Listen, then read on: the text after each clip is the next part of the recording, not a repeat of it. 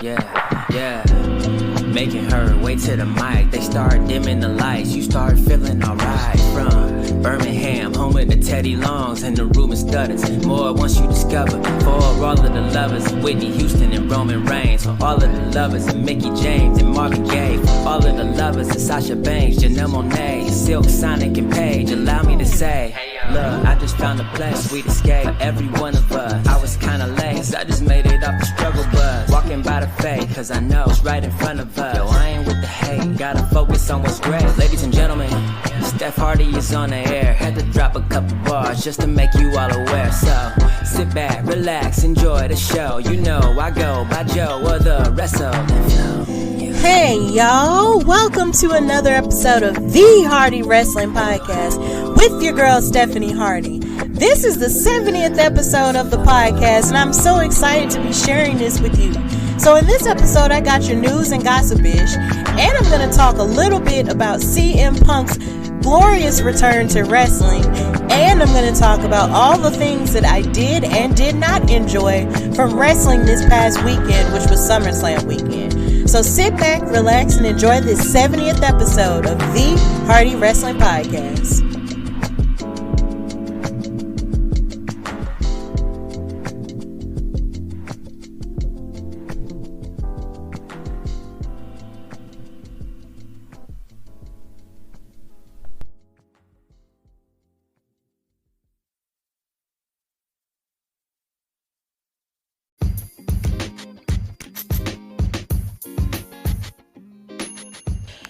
Alright, so in this special episode of the Hardy Wrestling Podcast, I got this news and gossip-ish segment, and I'm going to talk about a lot of things that happened over the weekend. So, yeah, there's a lot of crazy stuff going on in the world of wrestling, so we're just going to get right into it. So, CM Punk came back, and I'm going to talk more about him in the next segment, but CM Punk came back to wrestling after 7 years away, and he is now all elite.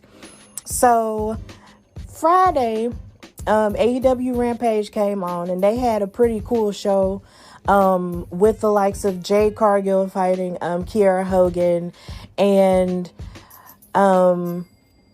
their tag team tournament going on to see who's going to qualify to face the Young Bucks for the AEW Tag Team Championships. But the biggest thing that came out of AEW Rampage was how the show started, and it started in Chicago with everybody chanting CM Punk's name because there were rumors going about for the last 3 weeks or maybe even a whole month or so that CM Punk was going to come to AEW. Now, this hadn't been confirmed. He didn't say anything, but the one thing that he did do on Instagram and on Twitter was post like dates of a cryptic nature that sort of gave off the intention of making people sort of, start more rumblings.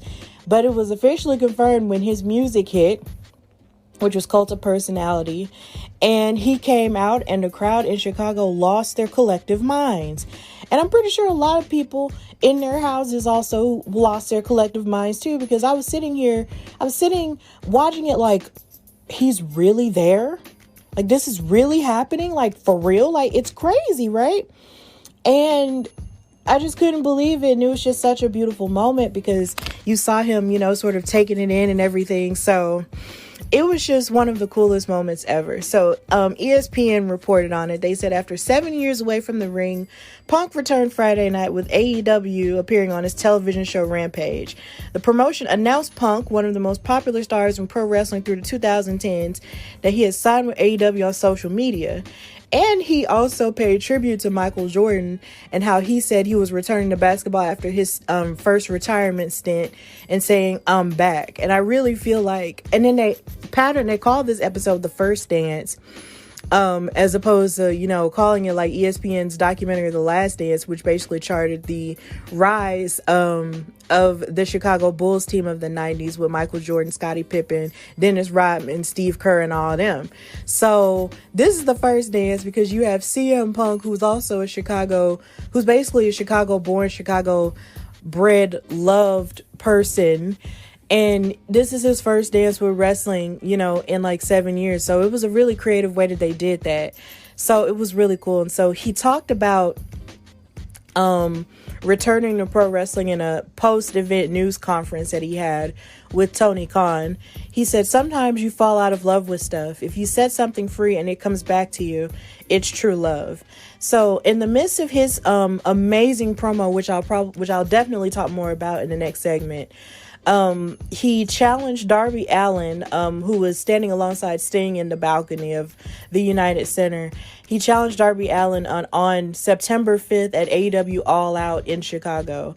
And I think that's a cool present for me because that's the weekend of my birthday. And what better way to celebrate than to watch CM Punk, wrestle in a ring again against a younger star, which he does plan to work a whole lot with, and he said as much in his promo. And it was just really good to see him because he was really happy. He looked like he was in a better place. He didn't look angry. He just looked like he was happy. So it was just a really happy moment. You saw a dude crying. It was just a really good, joyful moment in wrestling, which can be few and far between sometimes, depending on the situation. But this situation was really, really happy. And I'm so happy that CM Punk is back. And I also speak on behalf of my boyfriend, who is a huge CM Punk fan. When we got together, he really loved him because CM Punk really resonated with him personally. So it was really nice to know, that his return made so many people happy, including me. So it was great. Plus, it was cool to hear Cult of Personality again by Living Colour, which is a black rock band. And that just makes me so happy. So, yeah, I'm just really glad. He said that he had been talking to Tony Khan and the owner of the Jacksonville Jaguars for a year and a half. And he would have returned sooner if it were not for the pandemic. And he didn't go into details about his contract, but we know that it's basically for the long term and he would not be a part-time performer. So he's planning on being there a whole lot. So this is going to be good. And I'm really excited for him. Also in the news, we have Adam Cole's future with NXT and basically WWE sort of hanging in the balance here. There's a rumor that was reported after this weekend. He performed at NXT Takeover 36 in the Undisputed finale with Kyle O'Reilly in a 2 out of 3 falls match. And he lost that match to Kyle O'Reilly. And after he lost and he was taken off of screen, Mike Johnson of PWI Insider reported that Adam Cole's run in NXT would be over after that. And additionally, Fightful Select reported that as of Sunday morning that sources indicated that the company hadn't reached an agreement with his contract. And while there have been pitches for Cole's move to the main roster, he still hasn't signed a new deal. And a lot of people have been predicting that it would be easier for him to go to AEW. Simply because it seemed like, him and the Young Bucks and Kenny Omega had a friendship before they sort of separated and went their ways or whatever. And then there's also the idea that Britt Baker, his girlfriend, the AEW Women's Champion, is there as well, and they would want to be closer to each other. But then again, relationships can work if you work in separate places, so you just never know. So as more details become available, we'll talk about it more, but we just don't particularly know. I personally would like for Adam Cole to stay because I want to see him fight the people in the main roster because I feel like he has everything. He has the mic skills. He has the ability. He's a great athlete. He has everything. He has what it takes to be a main roster star. But as we can see from this past weekend, booking new people is kind of a WWE struggle bus place. So yeah, I'll talk more about that later. Also, speaking of WWE's booking, Nikki Bella, WWE Hall of Famer, was talking after SummerSlam and to an interviewer and basically said that she was mad that Bianca Belair lost the SmackDown Women's Championship to a returning Becky Lynch in a squash match. Now, for those who did or did not watch SummerSlam this past weekend, I know I didn't because I was at the Belladonna show, but I saw everybody post about it online. And so for those who did or did not watch it, Bianca Belair was announced to face Sasha Banks for the SmackDown Women's title at SummerSlam for the second time in a rematch. But Sasha Banks disappeared for an unknown reason, but I'm hoping everything is okay and that it's not an injury or something like that. So that was kind of up in the air. A lot of people didn't know if she was going to be able to show up or what was truly going on with her. And at first, Carmella came out, and I think they did that to sort of rib the crowd up and make them mad, because we've seen Bianca versus Carmella multiple times. Like, Bianca even beat Carmella at Rolling Loud, for God's sake, for the title. So it's just, I mean, how many times are we going to see that? So she came out, but then after she came out, Becky Lynch, her music started, and then she came out to a huge pop, and everybody was excited to see her because she hasn't been in WWE for over a year due to her being on maternity leave with her baby Rue that she had with her husband Seth Rollins. So she came back and challenged Bianca and hit her with some type of with a slam, and then ended the match in 20 seconds. And everybody was angry about that simply because of the fact that Bianca Belair had been booked to look so strong after she won the title in her historic match with Sasha at WrestleMania, and she had been on a winning streak ever since. So and then on Friday she fought Carmella and Zelina Vega and beat them both. So you can only imagine our surprise when we see Becky Lynch come back, and have a triumphant return. But not only do that, but beat Bianca, who was the EST, in a squash match? That just made no sense. So, at the SummerSlam after party, Nikki Bella explained that the decision with booking didn't sit right with her. She said, and I quote, "I could tell you what wasn't my favorite moment, and it was when she, pointing to Bianca Belair, lost. It definitely was not my favorite moment, and I don't know if I actually had a favorite moment, because I always back the women, and I'm always for the women. And you have someone like Bianca, who is such an incredible talent, and you can't help but get frustrated when you see moments like that for a championship that meant so much and was lost within seconds. So I have to admit, for this SummerSlam, there truly wasn't anything that was my favorite." So it's just really... it left a sour taste in a lot of people's mouth. There were a lot of people on social media who were very angry about it, who were raising all kinds of saying about it and everything. And I'm going to talk more about it later, but no one's happy with this decision at all. So it's a lot. Also in the news, John Cena took to Twitter to talk about, his journey away from WWE for now, since after his SummerSlam loss to Roman Reigns for the Universal title. They challenged each other, and Roman Reigns even made the challenge by upping the ante by saying that if he lost, that he would leave WWE. And this match was actually pretty stellar and really good, but Roman Reigns came out the victor, and now John Cena is sort of, going away. And he released a tweet Monday saying, "Words cannot describe how appreciative I am that the WWE Universe allowed me the opportunity to return and perform. Thank you, staff, superstars, and most of all, fans, for giving me an unforgettable summer at home with my family. The journey takes me away now, but I'll see you soon." So now he's sort of gone.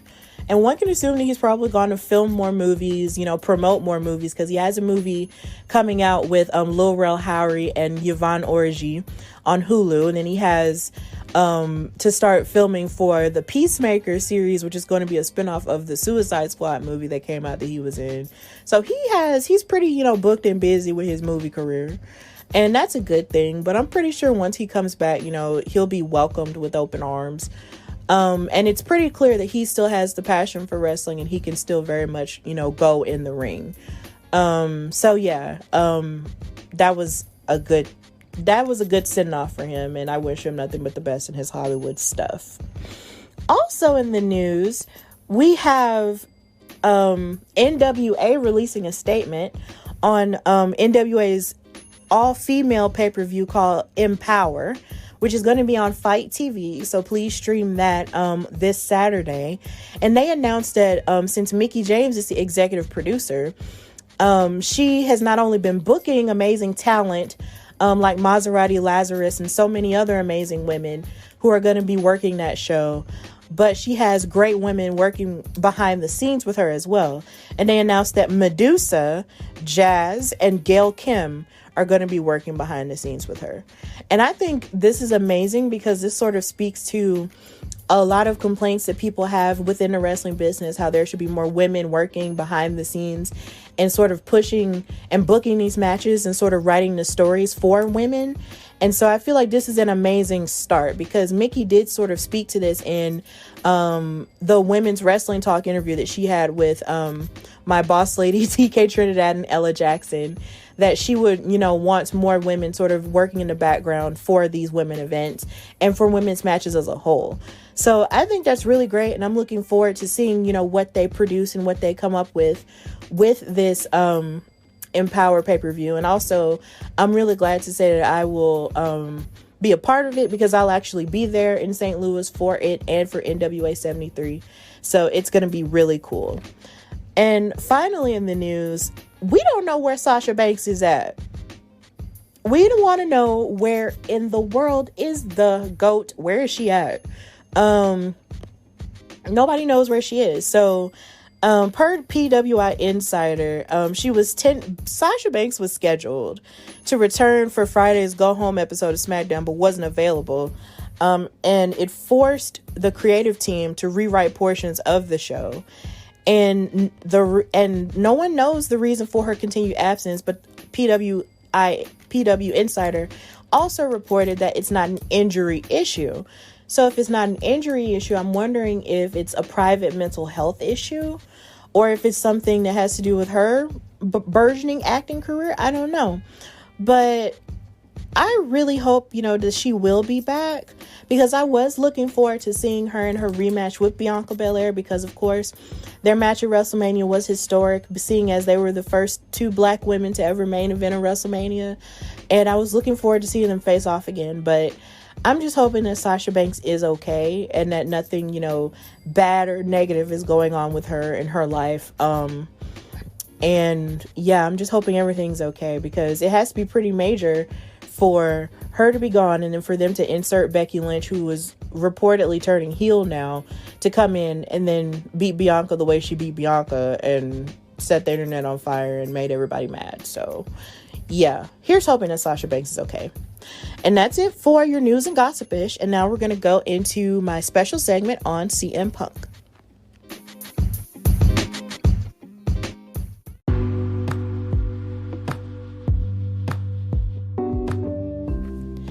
All right, so I wanted to take this time to do a special segment on one of the most important moments that took place last Friday in wrestling history.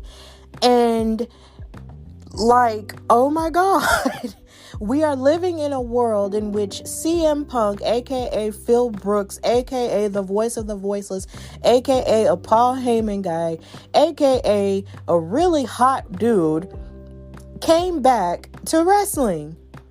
How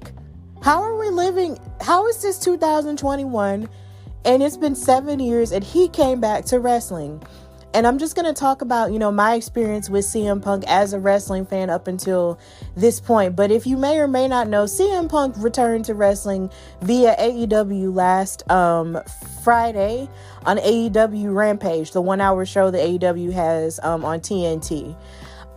If you haven't watched this promo and this entire segment, please check it out, because I recommend it. If you are a wrestling fan and if you're looking for some of the greatest moments that have ever taken place in wrestling, this is definitely one of them.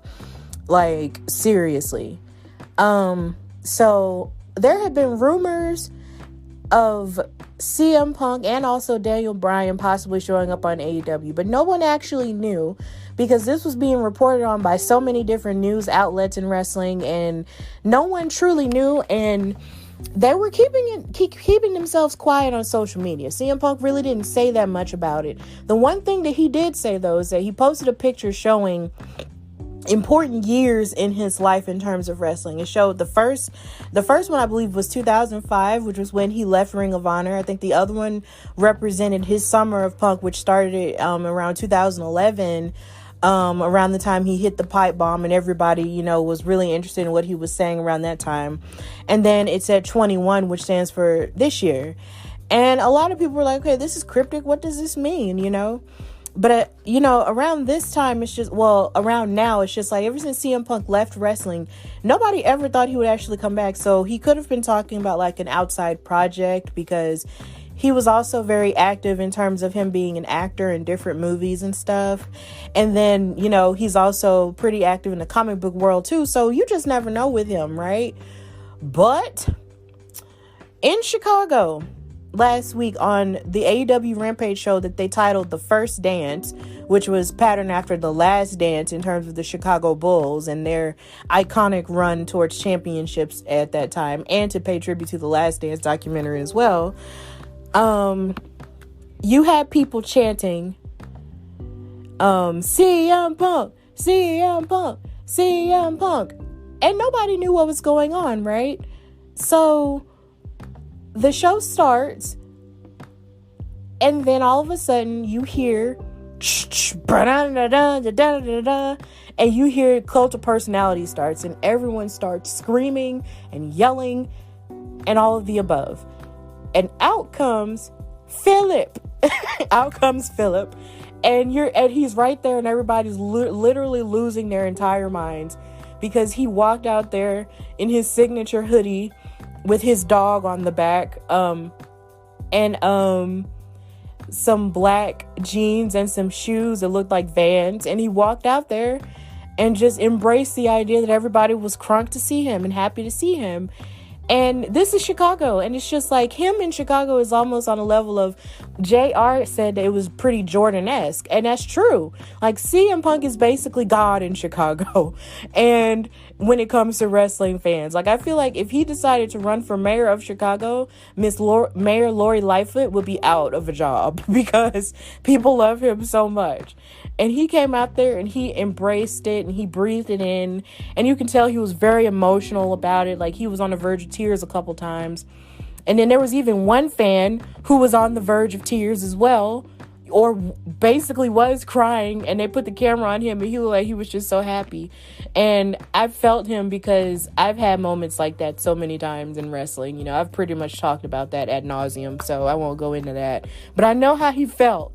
And then he was jumping amongst the crowd and he was being so happy and everything. And it was just a really beautiful moment because CM Punk brought a lot of joy to a lot of fans. And when a lot of people, and then when he left the WWE, it left the wrestling fandom feeling a little bit like there's a huge spot that's empty. And he actually addressed that in his promo. Like, when he got in the ring and started talking, he said that he felt special, you know, and that the crowd made him feel like Britt Baker in Pittsburgh because, of course, you gotta put Britt Baker over and stuff. I mean, which made me happy because men can put over women's wrestling. Like, it can happen. Do it more often. But he said that, you know, if over the course of the last 7 years, any decision that I made, you know, disappointed you, you know, it was almost like he was trying to apologize for it. But at the same time, he was also saying that he was glad that the fans understood that he couldn't get better in the place that made him sick in the first place. And he was talking about WWE, you know, he was addressing WWE without really saying their names. And I thought that was a very clever way of doing it. And then he also did it again by talking about how on August 13th, 2005, you know, he left Ring of Honor. And he considers that the day he left professional wrestling and went to sports entertainment in terms of WWE. And his journey in WWE was pretty good, but then it ended off really bad. But then again, it sort of started off on a sour note as well, because CM Punk came from the independents, and around the time he came from the independents in terms of Ring of Honor and stuff, mainstream wrestling wasn't really giving attention to guys like him who look like, you know, an average everyday person, you know, who just so happens to wrestle. They were putting all their attention on guys that look like Brock Lesnar, or guys who look like Bobby Lashley, or guys who look like Drew McIntyre. And that's sort of been the archetypical star of wrestling for years. You know, that had been it for years, right? So when you see somebody like CM Punk who comes in, who looks like, you know, the guy that I believe one person said the guy who's afraid they're going to steal your purse, or, or he just looks like this scraggly dude, that you would see walking in a mall somewhere. You don't, see him as the star or as somebody, who could get off with just their wrestling ability and their charisma alone. And I believe that was ultimately WWE's problem with him, is the fact that they did not necessarily know how to put him over as a star, as a great, star who has all of the athleticism, but none of the traditional looks. And they would give him, title chances. He had been a multiple time tag team champion with the likes of, I believe, Kofi Kingston and Evan Bourne and stuff like that. He would be a tag team champion, a United States champion, and like all of these championships he would win. He even won the World Heavyweight Championship at some point. But somehow or another, he would always wind up getting screwed out of it in some way, shape, or form. And they would just never give him any perks, as the full-on World Heavyweight Champion, or as, a Money in the Bank winner and stuff like that. Like, even as a person who's cashed in, like, they just wouldn't put any gas behind him. And he would stay there, and do all these programs and everything. But ultimately, he was feeling unhappy, and he felt like, there was more to him. There was more to him than what they were leading on. And so finally, he did his pipe bomb, and he said everything he said to John Cena, who at the time was the guy.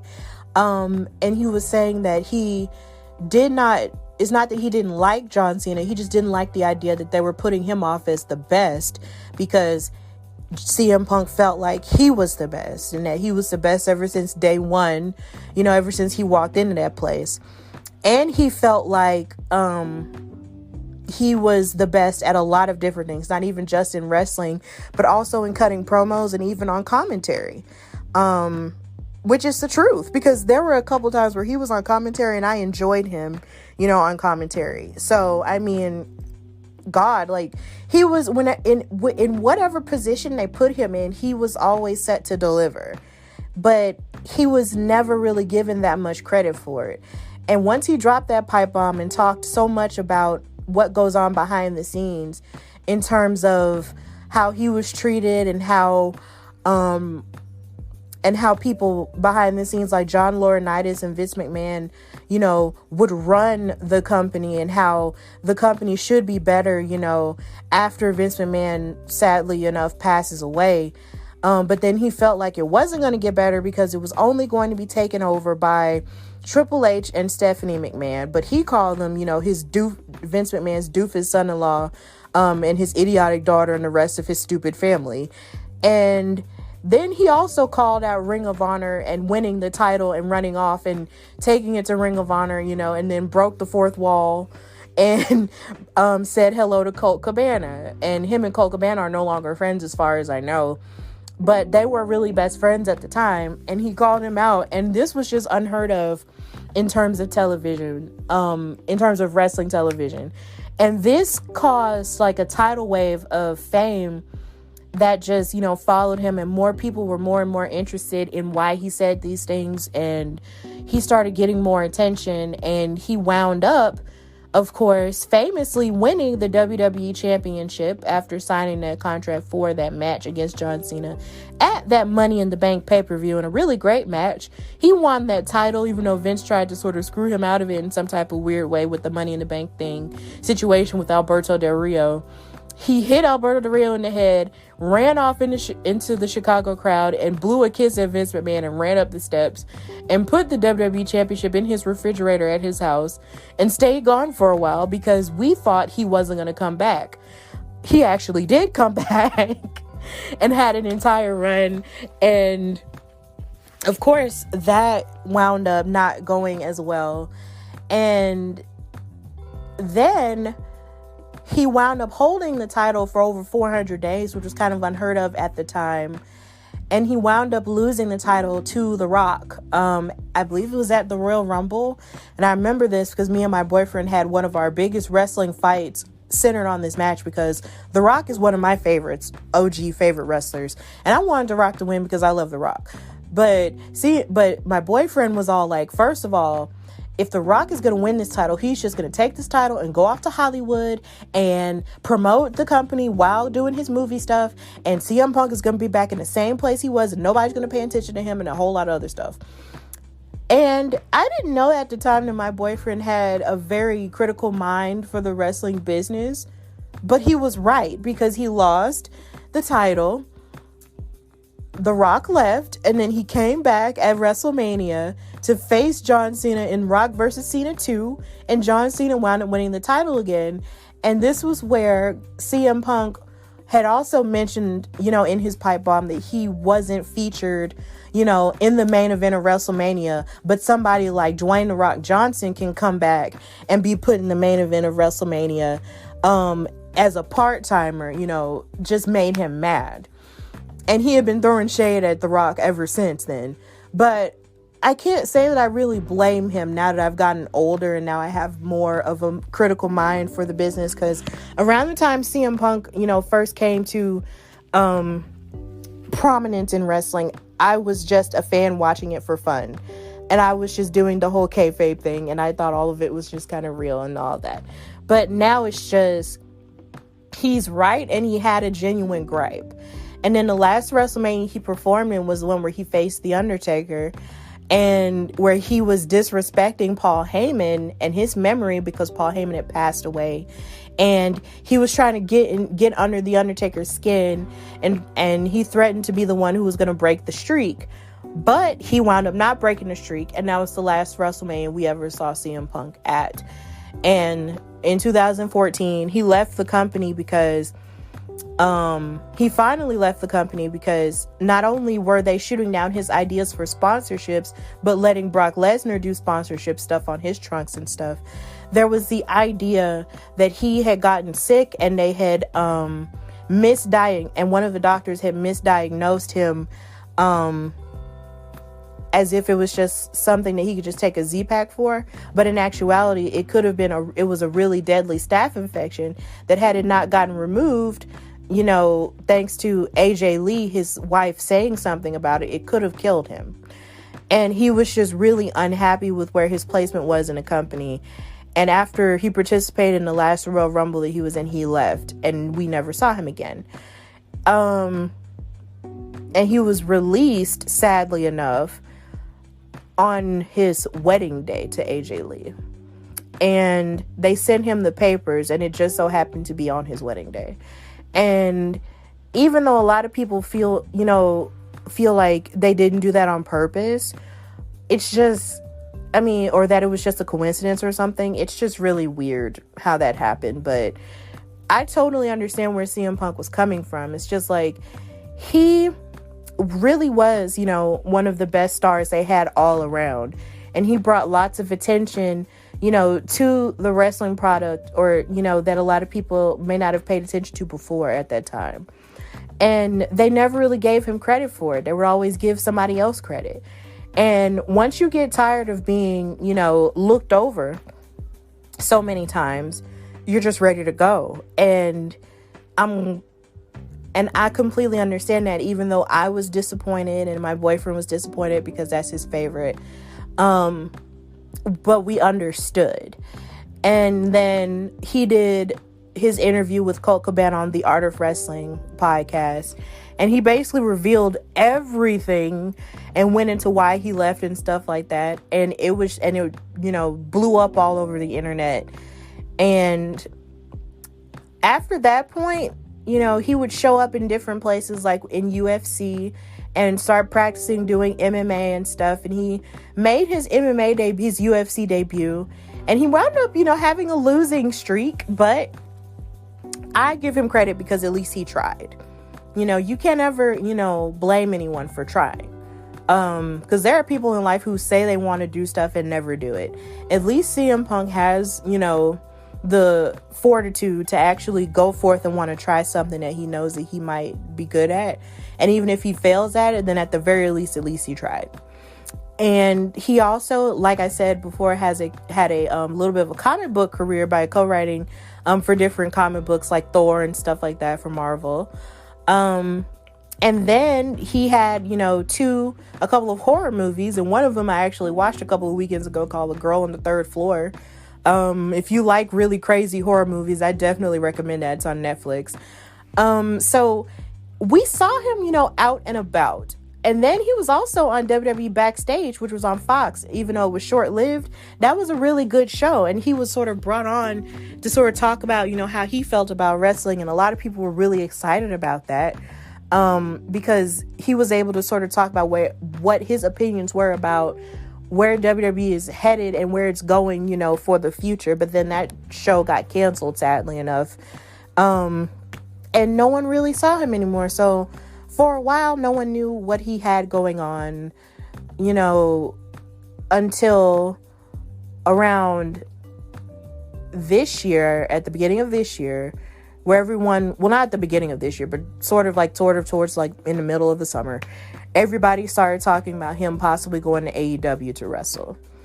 And there were rumblings, and nobody had ever heard, nothing was ever confirmed until he showed up. And now he's here on AEW, and he's going to show up, on Wednesdays and Fridays. And he wants to fight, the newer guys who have all this passion and stuff, and help put those people over. And he challenged Darby Allin to a match at All In, which takes place on Sunday, September the 5th, which is the weekend of my birthday.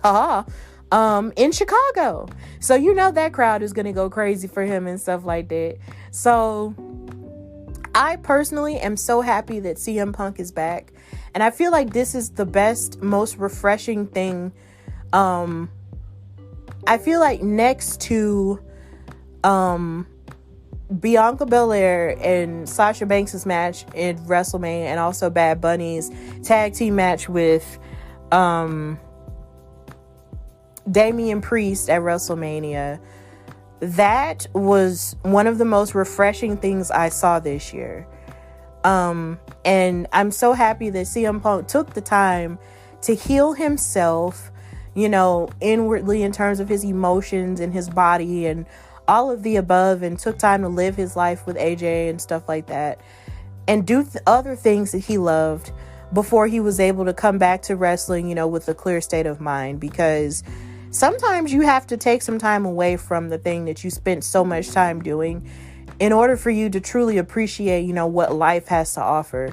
And then if it's meant for you to go back to that thing, you go back to it with a refreshed mindset. And I'm just so glad that he was able to do that for himself and live his life, and do things that he loved to do, and, have a healthy mindset. And now he's back in wrestling, and he actually wants to be there from what it seems like. And I'm really glad for him. I'm really happy that he was able to have that moment, with his Chicago people, and all those people were yelling for him, even Phil Lindsay, who I had on the show, a couple months back, during this season of the Hardy Wrestling Podcast, he was in their presence too. And I was really happy for him because he was able to experience that, face to face. Like, that's really cool. I remember calling my boyfriend and asking him, "Are you watching this? CM Punk is on TV." He was like, "Yeah, I was watching it on my phone." And I had to hang up.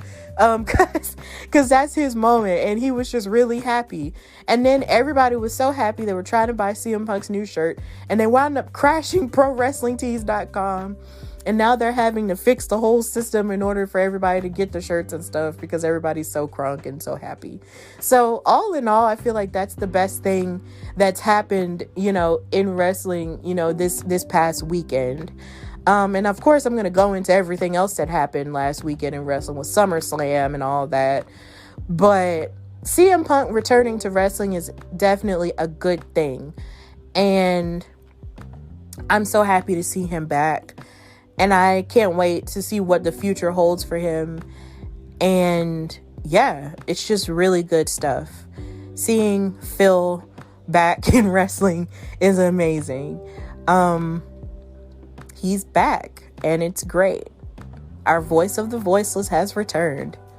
Yeah.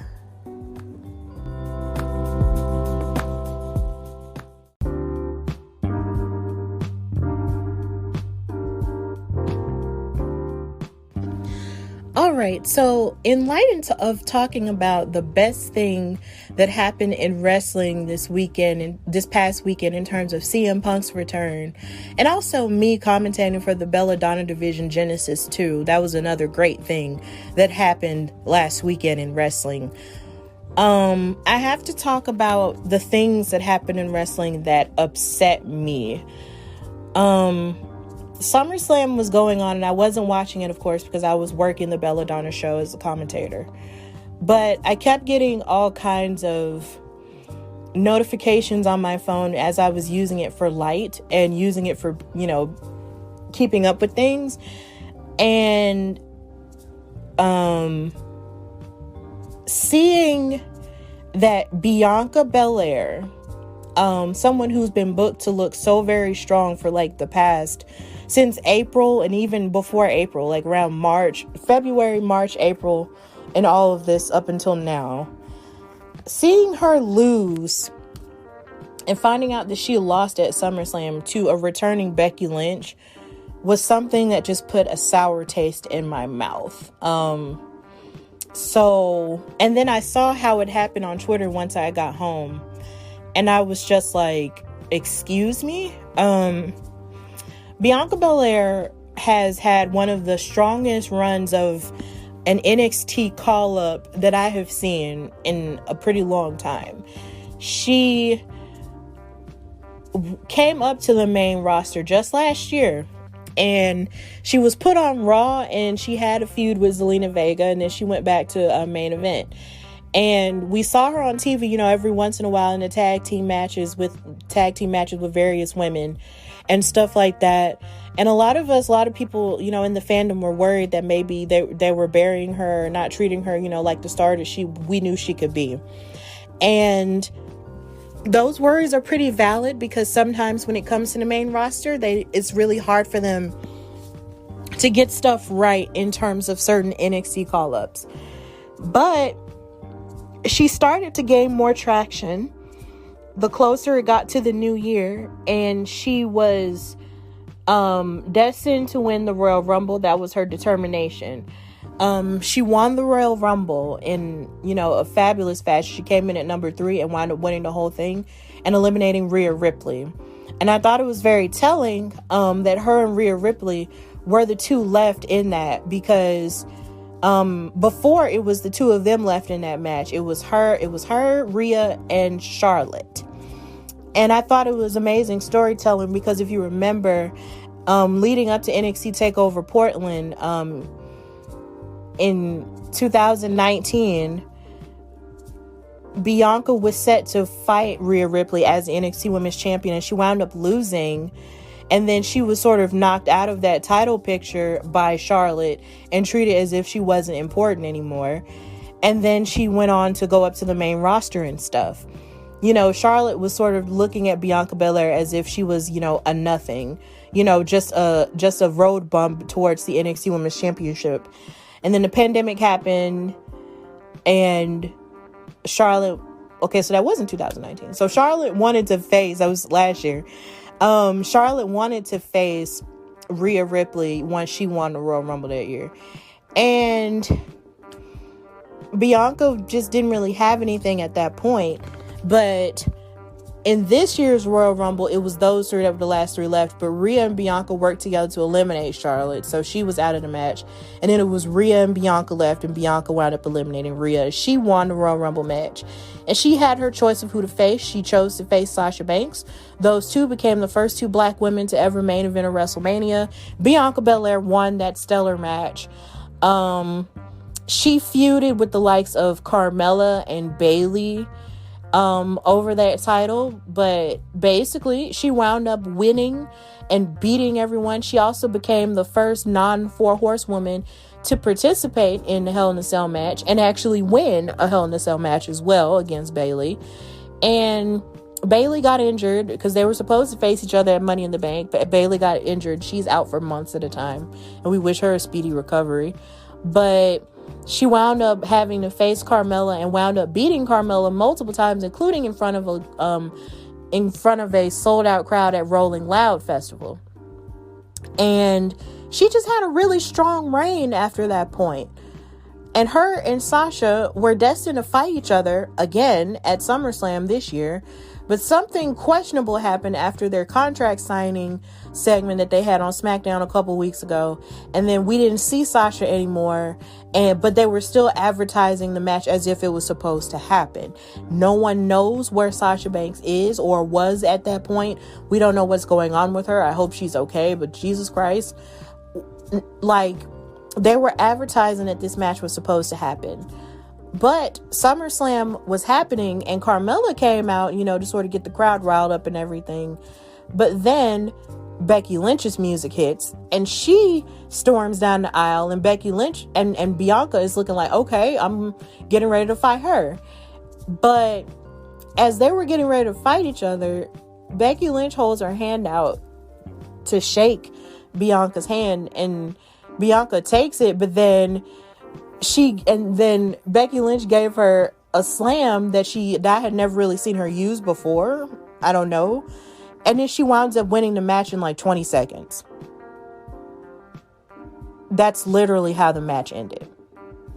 Bianca Belair, who we saw beat two different women, beat Zelina Vega, whom she's beat multiple times before, and beat Carmella, who she's beaten multiple times before, on SmackDown the night before SummerSlam, lost to Becky Lynch in under 20 seconds with a slam.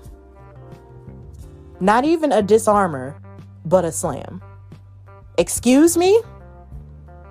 I was absolutely disappointed in that. And I'm sure Bianca Belair, the way that she was playing it off with her face, she was upset. And a lot of people in the audience were sort of looking like, what the F just happened? And a lot of the fans were happy that she had returned, of course, because that was a huge pop or whatever.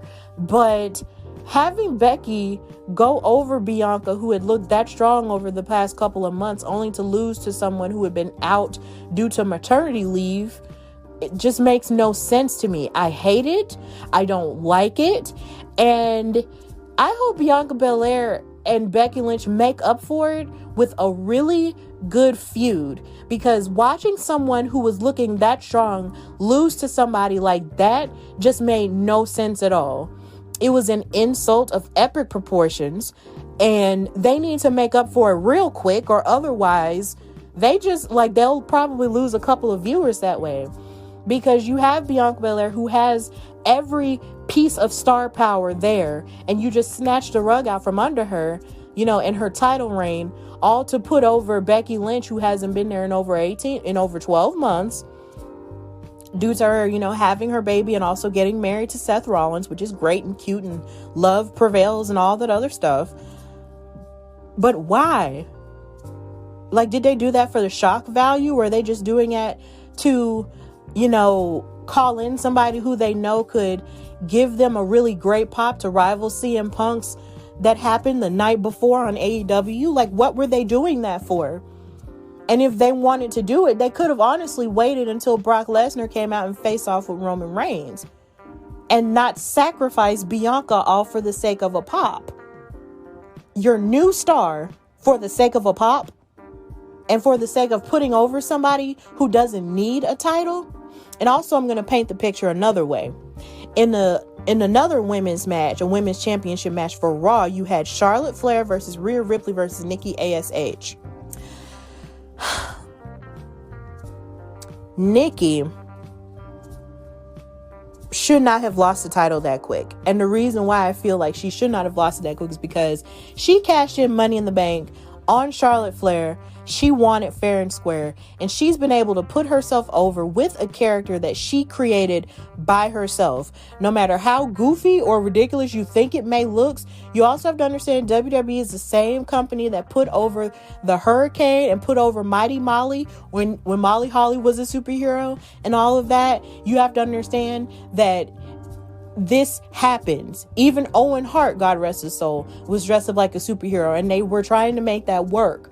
Nikki ASH was making her superhero gimmick work, and kids were resonating with it a bit and all of the above, and it really could have worked out. She did the work, and worked her butt off to qualify for a singles title. She had only been a tag team champion with Alexa Bliss. She had never had a singles title before. She's had a chance to win the title, but she's never won. And she actually won this time. And instead of putting the gas behind her and making more of a new star after that point with her, and then also using some more of that gas to put behind Rhea Ripley when she was Raw Women's Champion and she beat Asuka at WrestleMania, it's just a big mistake. And to give it to Charlotte, who doesn't need a title at all. If she never won the Raw or SmackDown Women's title ever again, she would be fine. Her legacy would be solidified. But you decide to put the title back on her for what? Why? Like, that disappoints me. Because not only have you undermined your new talent and you refuse to put over your new talent, and not even just your new talent, but the talent that's actually worked hard to get to the forefront to where they're at. It's like you're looking over them in order to put over two horsewomen who don't need titles at this point. Becky doesn't need a title to be over, and neither does Charlotte Flair need a title to be over. They don't. Even though a lot of people will probably argue that Charlotte needs a title to be over, because I've heard that said before. But at this rate, for somebody who's won a title 14 times, and for Becky, who has won the SmackDown Women's title and the Raw Women's title and actually held them both at the same time, they don't need those titles. Rhea could have kept that title and Bianca could have kept that title. It's like, and even this weekend with NXT Takeover 36, with Raquel Gonzalez having to face Dakota Kai, they showed that picture and it broke my heart.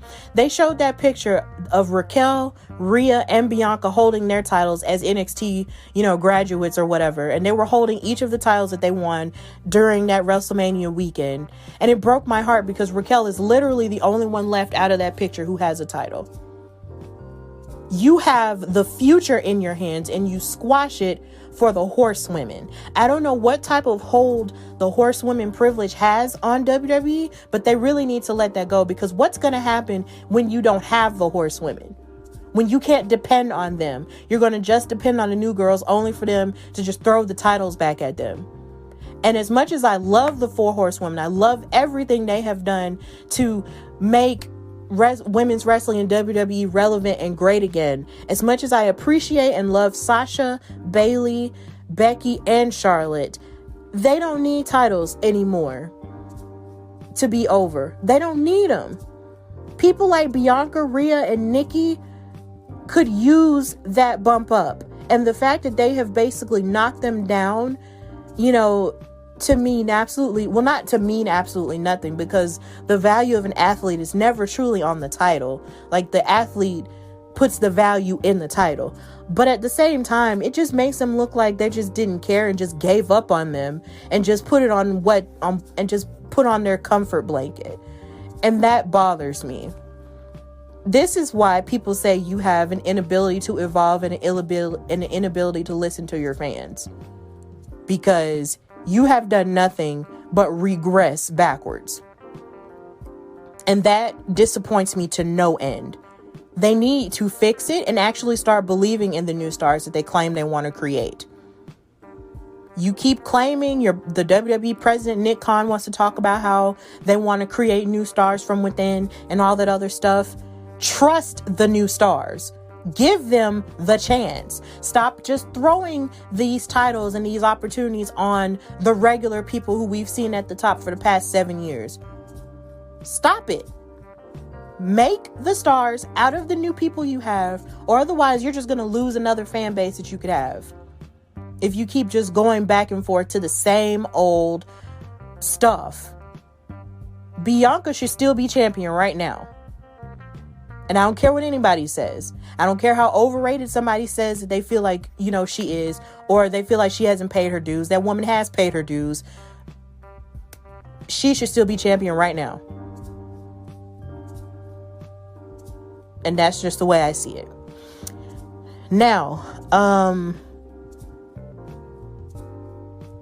another thing that I do need to talk about in terms of what I enjoyed this weekend was NXT Takeover. Raquel and Dakota Kai actually had an amazing women's match for the NXT Women's title. Dakota surprised me with her ability to actually, know Raquel and actually take down Raquel a couple of times. Like, it was a couple times where I thought real Dakota was going to win, but Raquel was just too powerful, and she wound up winning the entire match. But it's looking like Kaylee Ray made her debut on NXT, and now she might want to go for the NXT Women's title, and I'm not mad about that. She was the longest reigning NXT UK Women's Champion before she got beat by Meiko Satomura. Her and Meiko had two really stellar matches. I definitely recommend you go watch that on NXT UK. So I'm really interested in seeing what she's going to do, on the NXT roster.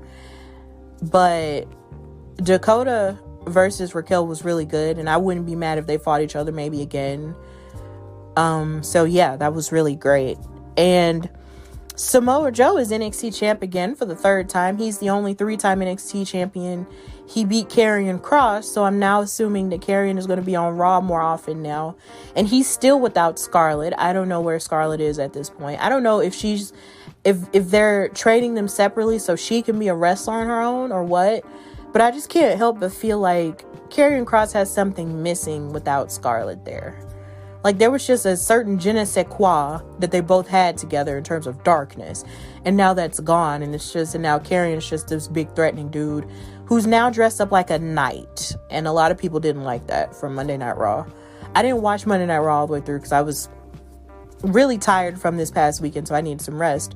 But oh my God, like, everybody's mad. They feel like he's ruined and all of the above. But we have to just wait and see. But yeah,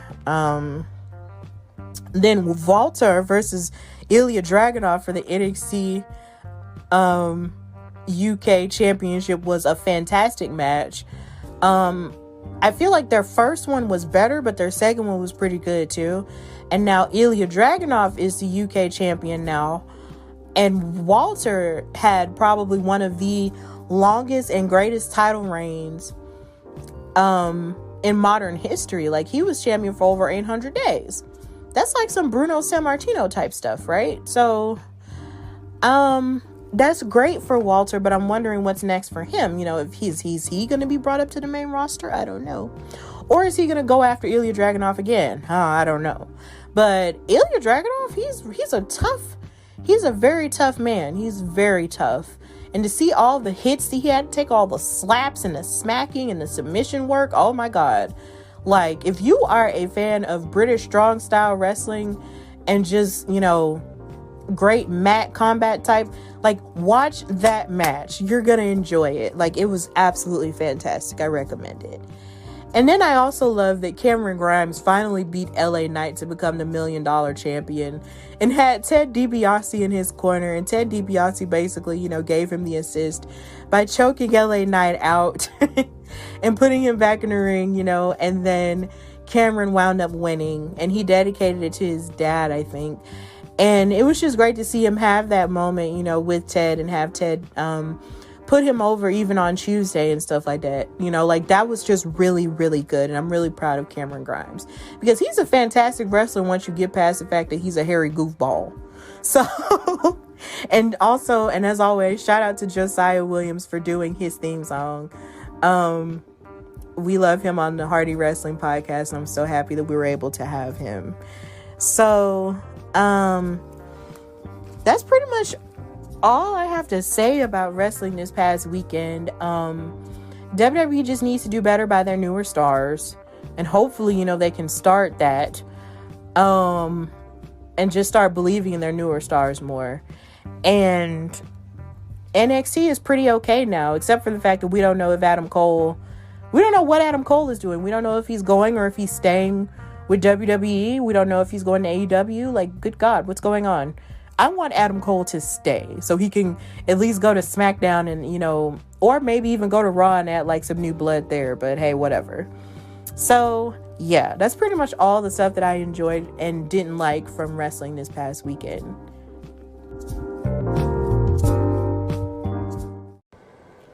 Okay, so I was sitting with my friends one day and they asked me, Stephanie, how do you record your podcast? And I said, with the Anchor app on my phone. And they were like, are you serious? I'm like, yeah, it's that simple. It is absolutely free. There are creation tools that allow you to record and edit your podcast right from your phone and your computer. And it will distribute your podcast for you so it can be heard on Spotify, Apple Podcasts, Google Podcasts, and many more.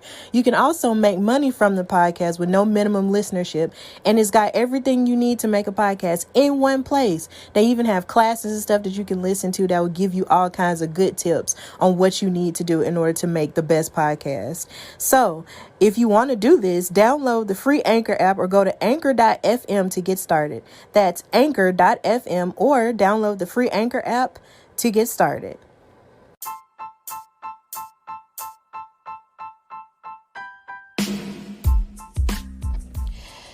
Okay, so this is my 70th episode.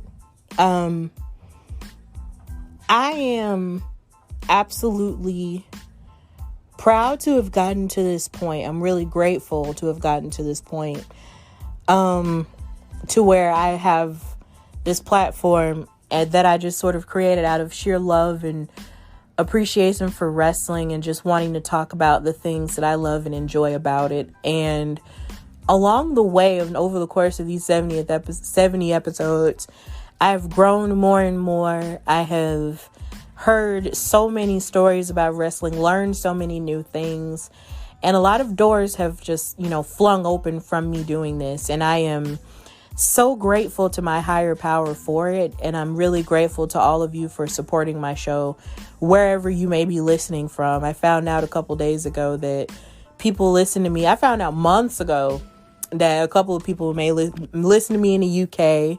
And I found out maybe a few days ago that I have listeners in France because somehow or another I'm ranked in France. And I have a small percentage of people who also listen to me in Ireland too. So if you're from another place, thank you for listening to me, for listening to this US, American Alabamian girl talk about wrestling and wax poetic about the stuff that I like and, don't like, and have all these interviews with these amazing people. Like, I count myself really blessed to have talked to the people that I have talked to. I find that little by little, more and more, that the fourth wall between me and wrestling is just no longer existing. Like, the fourth wall is just broken now. And I never thought that something like that could happen to me because I had another plan for my life. Like, I wanted to do something else completely different. Like, if you listen to the Shalance Royal interview that I had, we were talking about our similarities and how we wanted, careers in music and stuff, because we went to school for music. And I wanted to sing and stuff, but that wound up not working out as well. But I didn't think that this part of my voice, in terms of me talking, would actually hold people's attention enough to where, they wanted to listen to me on the regular. And if you've stuck with me from the beginning all the way up until this point, I thank you so much. Or if you're new, and you're just discovering me, thank you so much. And I hope that I can continue to create great content and post good things for you to listen to, and just continue to, grow and be positive and offer a new, perspective on things and speak for people who feel like, they're not being heard and stuff. Like, I hope I can continue to do that, as myself, and do it as genuinely as I possibly can. So I'm just really grateful. I'm just really grateful for the support I've gotten. I'm thankful to everyone who supported me, even when I had, a makeshift logo, and now with my really cool logo that got made by Clement Wong. Thank you for everyone who was with me before I had a theme song, and now that I do have a theme song, thanks to Josiah Williams, aka Russell and Flo. Like, everybody who's ever supported me up until this point, people I go to church with, people in my family, friends of mine, from high school and college and stuff, and even professors of mine from college, if you support the podcast in any way, shape, or form, thank you. Like, thank y'all, because y'all don't have to listen to this, because I know some of y'all, have never watched wrestling before, or you used to and you just fell off from it or whatever, but you listen to me talk about it, and that makes me feel really good inside. So I thank you all so much for supporting the Hardy Wrestling Podcast and supporting me, Stephanie Hardy, in my growth as a host / content creator / commentator / co-host and stuff. So of course you can always follow me on Instagram at Queen Steph Hardy, and follow me on Twitter at Queen Steph Hardy. And you can also follow the podcast pages as well. On Instagram, it's at Hardy Wrestling Podcast. And you can follow me on Twitter at Hardy WrestlePod. If you hear anything, or see a clip of mine that I've posted, and if you hear something that you really, really like, please like, share, and subscribe. I have a YouTube channel. You can listen to this podcast everywhere on Anchor, Spotify, Apple Podcasts, Google Podcasts, iHeartRadio. Everywhere you get podcasts, you can listen to me. I have a YouTube channel. Please go and support that and subscribe to that. I'm at 51 subscribers, I think, last time I looked. So please beef that up. And I'm also thinking about starting a little bit more of a channel, or like a playlist of me practicing commentary and calling it HWP, the Commentary Chronicles. So tell me if you feel like that's a good idea, because I do want to practice doing commentary more, because if I can, ride this thing on out and continue to be, a voice for the Belladonna division, and, continue to train up and practice more, I could possibly be a commentator down the road for a mainstream show. You never know. I would love it if it was meant for me to become the first Black female, wrestling commentator. Like, that would be fantastic, at WWE or Impact or something, or AEW or whatever. That would be awesome. So, just tell me, any ideas that you feel like, I should do in order to help grow the brand more, or help me grow more and stuff. There won't be a new episode this weekend, or actually it probably won't be one next weekend either, because this weekend I'll be in St. Louis for NWA Empower, which is NWA's first all-female pay-per-view that they're having, is being executive produced by Mickie James, and has the likes of Jazz, Gail Kim, and Medusa working behind the scenes with her. I'm going to be there in St. Louis for that, and also for NWA 73 that Sunday. They're going to show those on Fight TV. Please watch that. And also, please check out Women's Wrestling Talk on Fight TV every other Wednesday. My episode with TK Trinidad and Eva Lise just premiered, so please go back and watch that. And also watch the first episode we had premiered with Mickie James and Ella and TK as well. And also go on thebelladonnadivision.com and watch Genesis 1 and prepare to watch Genesis 2. And continue to support, women's wrestling in the South, here in Alabama. And just continue to support women's wrestling everywhere, wherever you're at. Support your indie women shows, and just support your local indie period too. So, with that in mind, I'm really grateful for where I'm at, and I'm hoping that I can continue to be a strong and impactful voice to, for you guys, and just continue to grow. So with that in mind, I thank you guys so much for supporting the Hardy Wrestling Podcast for 70 episodes, and hopefully here's to 70 more. This is your girl, Stephanie Hardy, and until next time, bye y'all.